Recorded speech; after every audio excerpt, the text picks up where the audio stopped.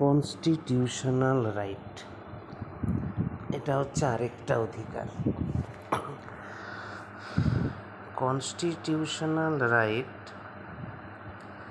বলেছে যে this rights are provided by the constitution to the people. অর্থাৎ এই অধিকারগুলো সংবিধান দিয়েছে জনগণকে। এই অধিকারগুলো বলতে যে ফান্ডামেন্টাল রাইটস, সেগুলো প্রোভাইড করেছে বা প্রদান করেছে সংবিধান, এবং সেগুলো জনগণকে দিয়েছে। এ constitutional right is the supreme right guaranteed by the Constitution.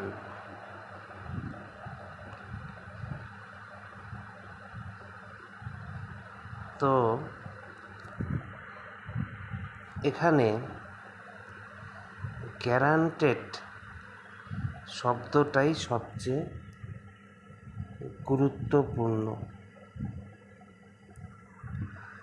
Guaranteed মানে শুধু দেওয়া হয়েছে নয়, বরং সংবিধান এই অধিকারকে আইনগতভাবে নিশ্চিত ও সুরক্ষিত করেছে। তাহলে গ্যারান্টিড মানে শুধু দেওয়া হয়েছে নয়, বরং সংবিধান এই অধিকারকে আইনগতভাবে নিশ্চিত ও সুরক্ষিত করেছে। একটা উদাহরণ যদি আমরা দেখি, ধরুন আপনার বাবা আপনাকে বললেন এই জমিটা তোমার, তাহলে এটা শুধু প্রোভাইডেড মানে দেওয়া। কিন্তু যদি তিনি রেজিস্ট্রি করে আইনগতভাবে আপনার নামে করে দেন, তাহলে সেই অধিকার গ্যারান্টেড, অর্থাৎ নিশ্চিত ও সুরক্ষিত হয়ে গেল। এখন অন্য কেউ সহজে কেড়ে নিতে পারবে না। ঠিক তেমনি প্রোভাইডেড মানে সংবিধান অধিকার দিয়েছে, কিন্তু গ্যারান্টিড মানে সংবিধান সেই অধিকারকে আইনগত স্বীকৃতি ও সুরক্ষা দিয়েছে। তাহলে আমরা এখানে বুঝলাম যে প্রোভাইডেড মানে সংবিধান কর্তৃক প্রদান করা হয়েছে, আর গ্যারান্টিড মানে সংবিধান কর্তৃক আইনগতভাবে নিশ্চিত বা নিশ্চয়তা প্রদান ও সুরক্ষিত। তো কনস্টিটিউশনাল রাইট কি? যে সংবিধান দ্বারা প্রদত্ত ও সংবিধান কর্তৃক নিশ্চিত মানে গ্যারান্টিড সর্বোচ্চ আইনগত অধিকার, এটা হচ্ছে কনস্টিটিউশনাল রাইট। তাহলে এখানে আমরা আবার বলছি যে প্রোভাইডেড মানে অধিকার দেওয়া হয়েছে, গ্যারান্টিড মানে সেই অধিকার সংবিধান আইনগতভাবে নিশ্চিত ও সুরক্ষিত করেছে। এভাবে গ্যারান্টিড শব্দটা কিন্তু প্রোভাইডেডের চেয়ে শক্তিশালী অর্থ প্রকাশ করে।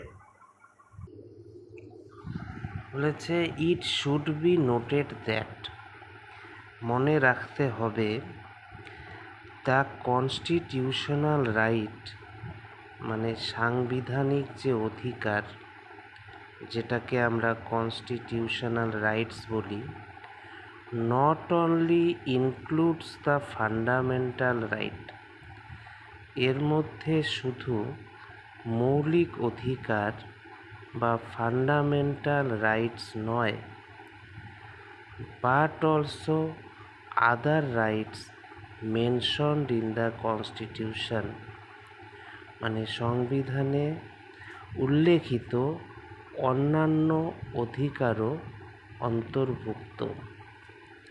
তার মানে কনস্টিটিউশনাল রাইটস বলতে শুধু এর মধ্যে যে মৌলিক অধিকার বা ফান্ডামেন্টাল রাইটসই আছে তা নয়, সংবিধানে উল্লেখিত অন্যান্য অধিকারও অন্তর্ভুক্ত।